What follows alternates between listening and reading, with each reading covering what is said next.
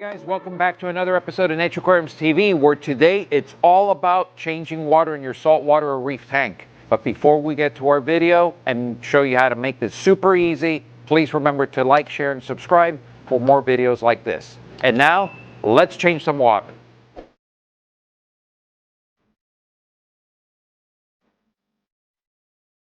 So today we're going to try to demystify the water change process in the saltwater tank. Now, we get a lot of questions. Some of them are, hey, what do I turn off? What do I need to do? It sounds really complicated. Should I change away, how much water should I change? I'm going to try to answer all those questions for you.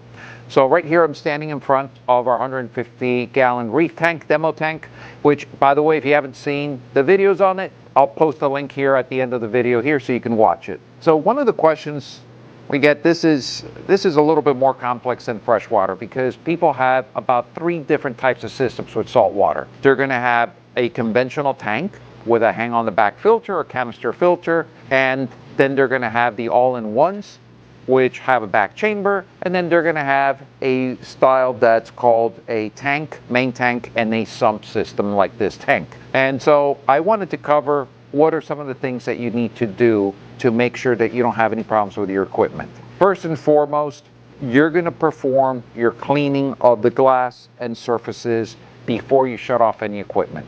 You should do that. A lot of it will scrape up, it will become particulate. Your filters are going to trap that. So leave your filters running. 2, when you are getting ready to change the water, I do suggest that you shut off the following items. All these tanks are going to have, whether you have a hang on the back filter or canister, shut those off, unplug them. 2, if you have an all-in-one with a chamber in the back, unplug or turn off that pump, because otherwise the pumps can run dry and they can become permanently damaged. 3, if you have a system with a sump, wet dry, turn off your return pump. Okay, and that's the pump that feeds water back into the tank. 2, turn off your protein skimmer, because you're going to have various changing water levels into your sump or into the back chamber of your all-in-one, and that may cause it to over froth and spill over. So unplug your protein skimmer, and also unplug or turn off any wave makers you may have. Now, normally your wave makers would be below the water line where you're going to change water to, but I don't know your particular setup. And in cleaning, you may notice that you may change a little too much water, and now those items will be exposed to air. Also, very important, if you have a heater physically inside your aquarium, unplug that as well, because heaters should not be left run dry because they can crack and get damaged. So those are the things that you want to turn off: your pumps, your filters, your wave makers, protein skimmers, and heaters. So that's the first part of what to turn off.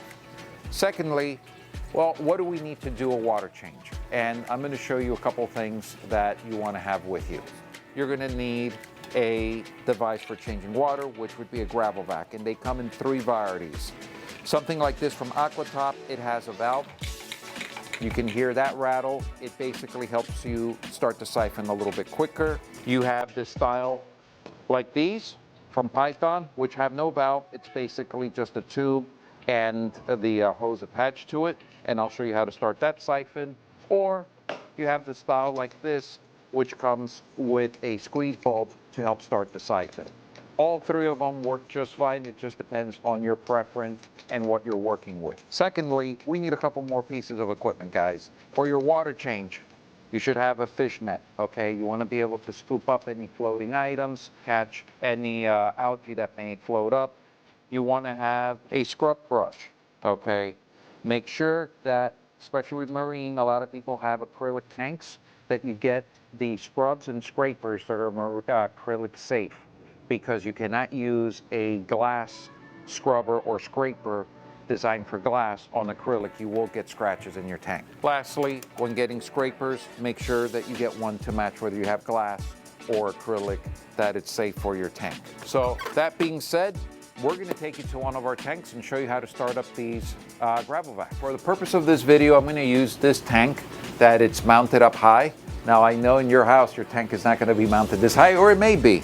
But if that's the case, always make sure that the bucket where you're going to drain water to is below the tank.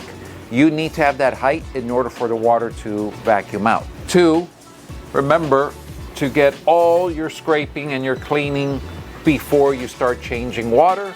So that way you can actually pick up and clean up some of that water and that detritus that's floating around in that algae. So the first gravel vac that I'm going to show you is the type that is plain and simple. It is just a tube and a nozzle. There's no mechanical valves or anything else.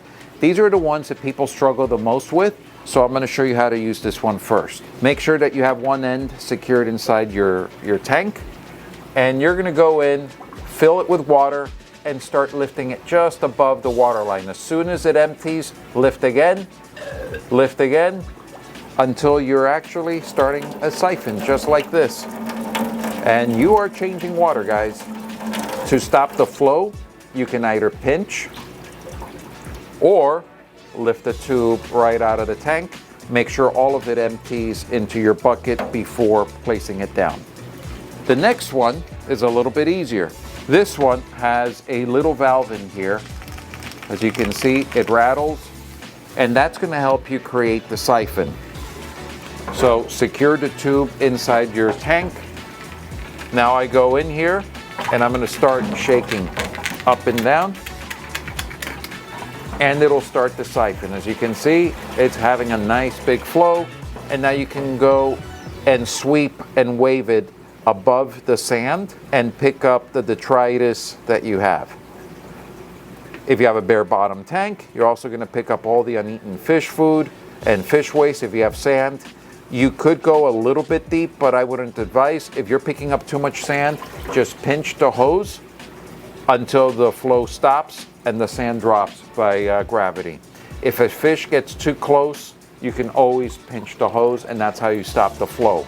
If a fish were to get inside the tube, you pinch the hose and it'll swim back out. Don't worry, the fish, the more you do this, the more they're gonna get used to it and they'll know what's going on. Go in, make sure you pick up all the uneaten fish food, detritus, fish waste, red slime algae, diatom algae, all of that can be picked up.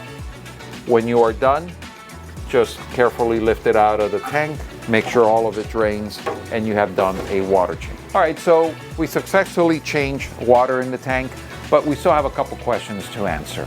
So one of them, how much water should you change? And I would say about a 10 to 15% water change is about as much as you ever want to do in any one time. Now, there's going to be times that you may have to change 50% of your tank water.